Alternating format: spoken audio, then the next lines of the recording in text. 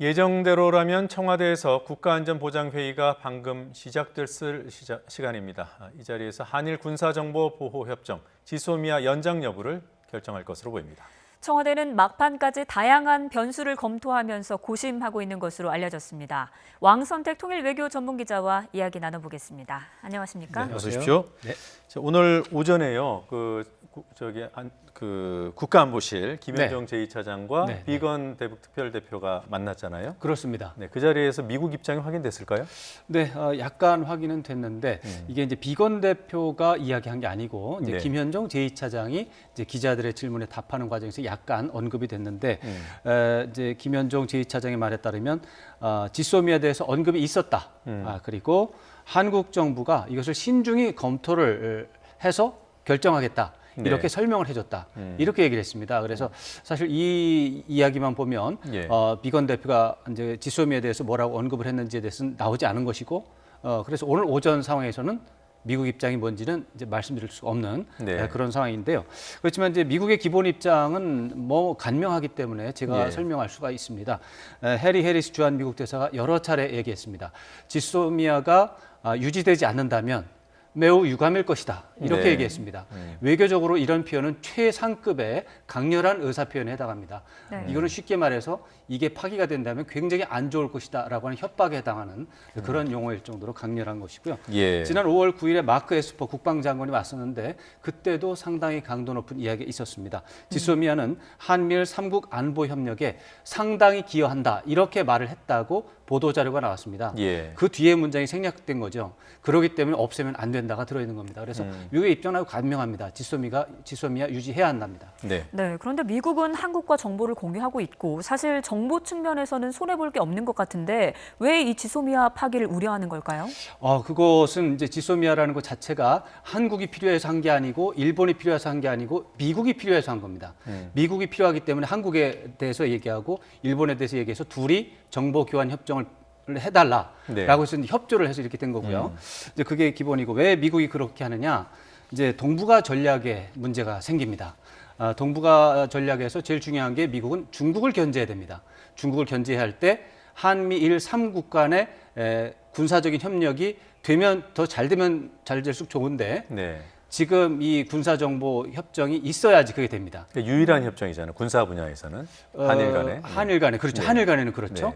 그다음에 북한의 위협에 대응하는데도 미국 입장에서는 이것이 굉장히 도움이 된다고 생각하고 있고 그다음에 세계적 차원에서 미국은 군사적인 영향력을 유지하는 게 미국의 전략의 핵심 목표 중에 하나인데 한일 정보 보호 협정이 거기에 도움이 되고 없으면은 불편합니다. 그래서 미국의 동북아 전략에 굉장히 차질을 빚고 있기 때문에 이것은 오바마 행정부 때는 굉장히 강렬하게 추진을 했고 그래서 결과적으로 지소미아가 생겼고요. 트럼프 행정부가 들어와서 오바마 정책을 대부분 반대하고 그렇게 가는데도 이 정책만큼은 유지하고 있습니다. 그렇군요. 그래서 미국의 입장에서는 이거에 대해서는 물러설 수 없는 전략상의 관계가 있습니다. 미국 입장에서 중요한 고리라는 건 이제 이해가 됐는데요. 일본 입장에서도 연장을 원하고 있을까요? 일본은 연장을 원한다라고 여러 차례 원칙적인 입장을 밝히고 있습니다. 당장 오늘 아침에도 스가 요시대 관방장관이 관련한 발언이 있었습니다. 한국과 여러 가지로 좀 안 좋은데 그렇지만 한국과 연대해야 할 과제에 대해서 한국과도 연대하는 것이 중요하다라고 하면서 이 지소미아에 대해서는 그 필요성을 인정을 했고 그렇지만 이런 것들은 이제 굉장히 소극적인 태도로 지금 평가를 받고 있고요. 그런 것들은 실제로 이제 필요해서 그렇다기보다는 미국을 의식해서 이제 지소미아가 만약에 어떤 문제가 생겨서 이제 파기가 되는 경로를 간다고 하더라도 그것은 일본의 책임이 아니라 한국의 책임이다라고 하는 부분을 강조하기 위해서 계속해서 원한다는 이야기를 반복하는 것이고 실제로 이것이 이렇게 없애면 안 된다. 꼭 이걸 유지됐으면 좋겠다라고 한국에 간청하는 모습은 하지 않도록 수위 조절을 하고 있습니다. 일본이 화이트리스트 배제 조치를 한 게 지난 2일이고 그렇습니다. 이후에도 한국과 일본 간의 지소미아를 통한 정보 교류가 이루어졌습니까? 그렇습니다. 올해 들어서 이제 7차례가 이루어진 것으로 이제 집계가 되고 있습니다. 사실은 이 지소미아에 관한 사항은 군사 기밀입니다. 군사 기밀이기 때문에 공식적으로 우리 군 당국이 공개한 적은 없어요. 예. 그렇지만 이제 지금까지 언론 보도라든가 이제 어떤 이 비공개 설명 등을 종합을 해보면 7차례가 교환이 됐습니다. 그 중에서 8월 2일 말씀하신 8월 2일 이후에 4차례, 그 이전에 3차례 이렇게 네. 구분이 될 수가 있고요. 모두 다 7차례 모두 다 북한이 전술 유도무기 발사한 날입니다. 5월 4일부터 8번 했잖아요. 예. 5월 4일, 5월 9일, 7월 25일, 7월 31일, 8월 2일, 8월 6일, 8월 10일, 8월 16일 8번 했습니다. 그 중에서 5월 4일 빼고 나머지 7차례 모두 정보 교환했습니다. 그러니까 북한의 어떤 무력 움직임과 관련된 정보를 교환하게. 이게 교환한 한일 셈, 정보 교환한 교환은 거의 그 주제가 정해져 있습니다. 네. 북한의 핵과 미사일에 대한 군사 정보 교환이라고 하는 것으로 거의 특정이 돼 있는 사실상 특정이 돼 있습니다. 한국이 주는 정보도 그렇고 일본이 받아가는 정보도 그렇다는 거죠. 그렇습니다. 네. 그렇다면 우리나라가 일본에게 받는 정보가 좀 핵심적인 정보다 이렇게 볼 수 있는 건가요? 그것은 꼭 그렇게 말할 수는 없고요. 이 정보보호협정 자체가 상대적입니다. 준 만큼 받고 받은 만큼 주는 거라서 예. 안 주면 안 주면 되고 주면 또 그만큼 줘야 되고 또 예를 들어서 10개를 받았는데 이제 10개 받았으니까 그만하자. 유리하지 않냐 네. 했으면 그다음에는 절대로 못 받습니다. 그러니까 계속해서 상대방과의 거래가 필요하고 정보가 필요하다면 예. 10개 받으면 10개 줘야 됩니다. 그래서 뭐가 더 핵심이냐? 그것은 똑같이 핵심적인 것을 주고받는다. 등가 똑같이 주고받는다. 이렇게 봐야지 우리는 핵심적인 걸 주고 네. 그쪽은 허접한 걸 준다. 그런 것은 이거하고는 전혀 잘못된 얘기입니다. 네. 네. 구체적으로 어떤 정보들을 서로 교환하고 있나요? 이제 한국과 일본의 이제 그 군사 특성이 좀 달라서 네. 이제 뭐 좀 다른 점이 있습니다. 한국은 어떤 정보 수집하는 게 3가지가 있어요. 크게. 네. 그 전통적인 분류법인데 하나는 인적 정보, 휴민트라고 휴민트, 네. 두 번째로는 영상 정보, 이미지 인텔리전스. 그래서 이제 요거는 영상 정보. 그다음에 세 번째가 신호 정보, 시긴트라고 해가지고 신호 정보. 네. 요새는 사실은 이 3가지 분류 가지고 안 돼가지고 여러 가지 분류가 더 있어서 10가지도 넘습니다. 그렇지만 네. 기본으로는 이렇게 3가지를 나누는데 요 3가지 중에서 한국은 그 인적 정보, 휴민트가 강한 것으로 되어 있습니다. 일본에 네. 비해서 상대적으로. 네. 그리고 휴전선 일대에서의 영상 정보와 휴전선 일대에서의 신호 정보. 요것이 한국 군이 유리한 잘하는 분야고 네. 일본은 대신에 그 돈이 많은 고가의 탐지 장비가 많습니다. 인공위성이 6대. 네. 그다음에 이지삼 동해 이제 이지삼이 6척에 있는 고성능 레이더.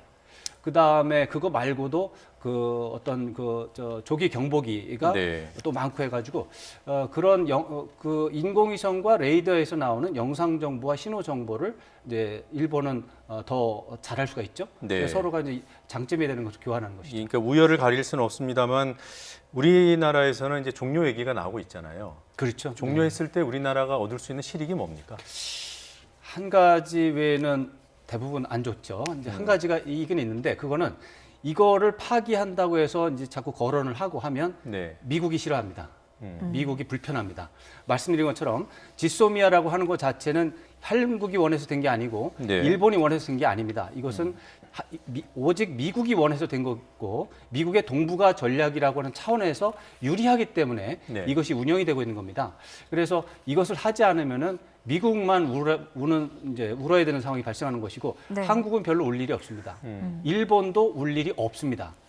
그렇기 때문에 이것이 없어지면은 이제 미국을 압박을 하는 셈이 되고 네. 미국이 그게 싫으면 일본을 이제 비틀어서 이제 수출 규제 문제 관련해서 일본을 태도를 좀 진정시키는 그런 압박을 하면 좋겠다라는 그런 차원에서 기대감은 커질 수가 있습니다. 예. 그거 하나가 이제 실익이고요. 네. 나머지는 다 손해입니다.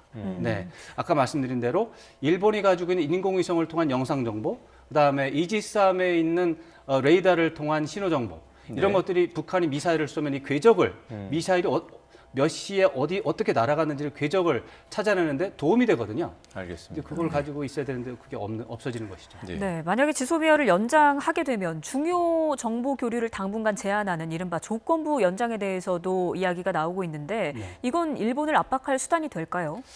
지소미아 자체가 일본을 압박하는 수단이 될 수 없습니다. 그렇기 때문에 조건부 연장을 하든 조건부 연장을 안 하든 압박이 안 됩니다. 예, 만약에 종료를 한다면 미국을 압박하는 효과 말고는 기대할 게 없다 이렇게 보시는 그렇습니다. 거죠? 네. 미국을 압박할 수가 있습니다. 네, 끝으로 네. 끝으로 간단하게 답변 하나 좀 듣고 싶은 게요. 그 김현종 차장과 비건 대표 만난 뒤에 김현종 차장이 북미 협상과 관련해서 네네. 느낌이 좋다 뭐 이런 취지의 말을 했어요. 네. 그리고 또 비건 대표 원래 오늘 한국을 떠나는 것으로 돼 있었는데 네. 하루 더 있으면서 또 내일 그 중국으로 가지 않습니까? 네, 베이징으로 가는 걸로 취재 결과 그렇게 알려지고 있습니다. 그럼 북한하고 만날 가능성이 커졌다고 볼 수 있나요? 당연히 그 점에 관심을 갖고 이제 비건 대표의 동선을 좀 지켜봐야 되는데, 예. 근데 오늘 아침에 그 북한에서 나온 문건의 내용을 보면은 미국하고 물밑 접촉을 통해서 지금 의사소통을 하고 있는데 상당히 불만스러운 점이 있는 것 같습니다. 네. 그래서 지금 그 문건이 나온 다음 그게 오늘 나왔는데 내일 베이징에서 만난다라고 하는 것은 약간 뭐가 네. 분위기는 안 맞는다 이런 생각이 좀 들고요. 네. 그렇지만은 지금 여러 가지로 봤을 때 북한이 그동안 어제하고 오늘 사이에 미국을 향한 비난을 했지만 네. 그동안 몇 주일 동안 미국을 전혀 자극하지 않으려고 노력을 했습니다. 네. 이런 것들은 그동안 북한과 미국이 물밑 접촉을 굉장히 활발하게 했다는 것을 정확하게 반영하는 것입니다. 네. 그런 차원에서 8월 말까지는 너무 심하지만 9월 초에는 북미 협상이 이루어질 수 있다라는 전망은 여전히 유효하고요. 네. 다만 비건 대표가 베이징에 가는 것은 중국의 북핵 문제 담당자와의 의사소통이 필요한 게 아닌가 네. 이런 생각을 일단 현재로서는 해볼 수가 있습니다. 네, 뭐 만날 가능성을 배제할 수는 없지만 일단은 중국하고 조율이 필요한 문제가 생겼을 수 있다 이렇게 보시는군요. 형식적으로는 이제 명분상으로는 중국 협상 대표와 만나는 일정이 마련이 돼야 가는 것이고요. 네. 그 기회를 활용을 해서 물밑 접촉으로 북한과 만날 가능성이 있기는 하지만 여러 가지 분위기 봤을 때 좀 희박하다 이렇게 네, 알겠습니다. 현재로서는 볼 수 있습니다. 여기까지 듣겠습니다. 고맙습니다. 네.